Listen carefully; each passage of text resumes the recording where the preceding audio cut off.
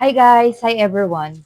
Actually, hirap na hirap ako gawin tong video na to. I'm having a severe anxiety right now. Pang ilang take ko na to, guys. Na-trigger siya dahil sa business ko. Something happened to my business. Resolvable naman siya. May resolution. Nagawa ko yung resolution. Kaya lang, si anxiety ko na naman. Ayaw akong patigilin.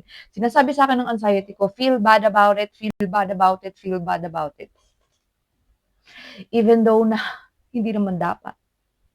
Yun.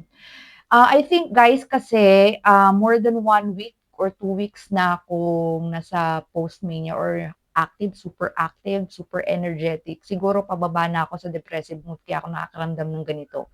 So, sa nasabi ko nga sa mga previous video ko, I have preventive measures na kailangan kong gawin para hindi ako mapunta sa depressive episode. Yun. Gagawin ko siya ngayon. And maybe because nilalagnat na kasi ako, I think tatrangkasuhin ako. Siguro contributing factor na rin yun kung bakit ang bilis ma-trigger ng anxiety ko ngayon.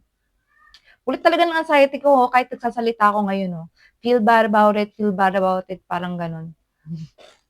Pero guys, may na-receive akong parcel at isa ito sa hinihintay ko, isa ito sa paglilibangan ko ngayon. Ibig sabihin, this is for my perfumes. Para maipack ko na yung perfumes ko, guys. Papakita ko yung finished product sa inyo. So, bahala ka sa buhay mo, anxiety. Basta ako, lilibangin ko yung sarili ko. Bye, guys!